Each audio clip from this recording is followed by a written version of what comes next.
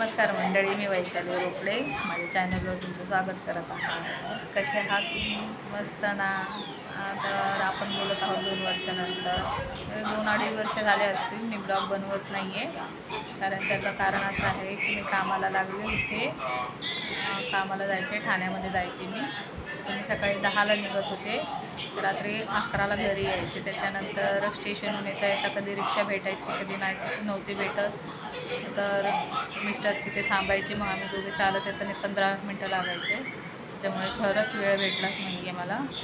आणि 7-8 महिन्यानंतर मी पावसाळ्यामध्ये मुलांची शाळा सुरू झाली तर मी काम सोडलं. आणि ते 10 तास ड्युटी असल्यामुळे माझ्या पायाला पण खूप त्रास होतो, अजून पण होतो आहे. माझ्या कमरेत गॅप आहे, कारण की तिथे कंटिन्यू उभा राहायचं होतं. 10 घंटे आम्ही उभा राहायचो, फक्त जेवताना बसायचं. आणि त्यातले त्यात कस्टमरशी बोलताना आमचं कारण म्हणजे डोकं मला तर माहिती आहे. कुणाला सेल करायचं म्हटलं, त्यांना काही विकायचं म्हटलं तर पूर्ण कस्टमरची हाजी करावं लागते. त्यातून एखादा कस्टमर घ्यायचा, एखादा नाही घ्यायचा. त्यांना पूर्ण ट्रीटमेंट सांगावं लागते की कसं यूज करा, कसं यूज नाही करायचं. त्यानंतर मला ते 7-8 घंटे तर नव्हतेच, थोडे 10 घंटे जायचे. फक्त 1 तास जेवायला भेटायचा. आणि परत ठाण्यातून गर्दी तर तुम्हाला माहिती आहे, डोंबिवली ठाण्यातून गर्दी खूप राहायची. तर तिथून पण आम्हाला ट्रेनमध्ये सकाळी निघायचं तर गर्दी खूप राहायची, तो उभाच राहून जात होते. त्याच्यात अजूनच पायाला खूप त्रास झाला माझ्या. मग मी काम सोडलं. त्याच्यानंतर मुलांची शाळा, माझ्या मुलांची शाळा एकाची दुपारी तर एकाची सकाळी होती, त्यामुळे ते बिलकुल वेळ भेटला नाही. त्याच्यामुळे नंतर माझे सासरे आजारी पडले, त्यांची ट्रीटमेंट चालू झाली होती. तर तिथे पण दवाखान्यात त्यांच्याबरोबर जात होते. आता एवढी ट्रीटमेंट केल्याच्यानंतर पण आम्हाला यश नाही आलं. ते 2 महिने झाले ऑफ झाले.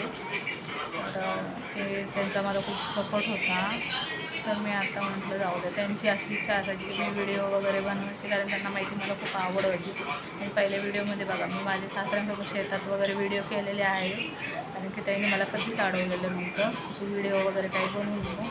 माझ्या जुन्या ब्लॉगमध्ये बघा, त्यांच्यासोबत माझे व्हिडिओ आहे शेतातले वगैरे. ते मला बोलायचे, चल वैशाली शेताचे व्हिडिओ वगैरे कर. त्यांचा खरंच मला खूप सपोर्ट होता. आणि आता ते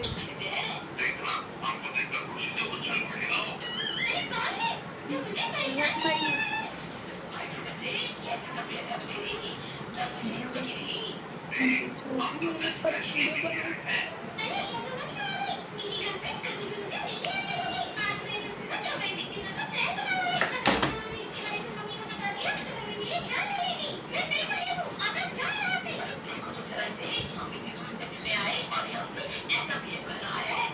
आणि मी त्यांना माझ्या वडिलाच्या जागेवर ठेवलं होतं, त्यांनी मला मुलीसारखा जीव लावला.